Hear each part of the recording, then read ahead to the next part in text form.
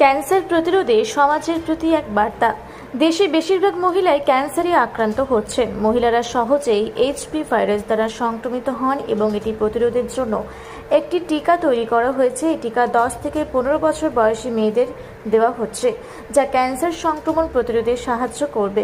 Cancer বিশেষজ্ঞ কার্কিনো স্বাস্থ্য institute এবং শ্রী জৈন হাসপাতালের যৌথ প্রচেষ্টায় হাওড়া স্কুলগুলিতে একটি সচেতনতামূলক প্রচার শুরু করা হয়েছিল, যার পরে 150 জন মেয়েকে বিনামূল্যে এই টিকা দেওয়া হয়েছিল।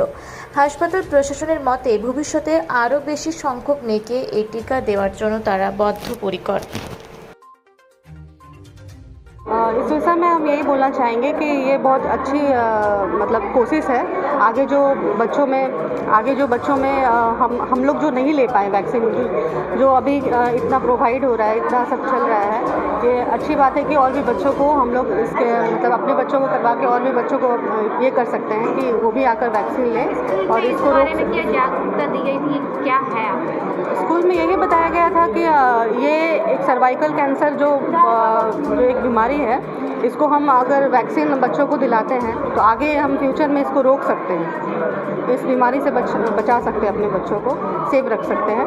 तो ये अच्छी कोशिश है स्कूल की तरफ से भी और ये जैन हॉस्पिटल की तरफ से भी कि हमें फ्री ऑफ कॉस्ट में ये वैक्सीन दिया जा रहा है यहाँ पे। तो ये बहुत अच्छी बात है। आपका नाम? मेरा नाम रश्मि राय है। হাওড়া থেকে মণিশঙ্কর বিশ্বাসের রিপোর্ট, রূপসী বাংলা মিডিয়া।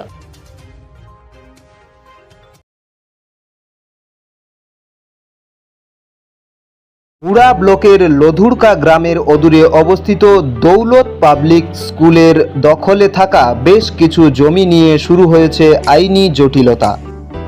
1197 দাগের যে বেলাবহল মৌজা এবং 2239 দাগের যে লধুরকা মৌজা, এই দুটো জমি আপনারা প্লিজ কেউ কিনবেন না, কারণ আপনারা বিপদে পড়তে পারেন, আইনি একটা লড়াইতে পড়ে যেতে পারেন। জমিটা একদম ডিসপিউটেড, ফলে একটু সাবধানে থাকবেন।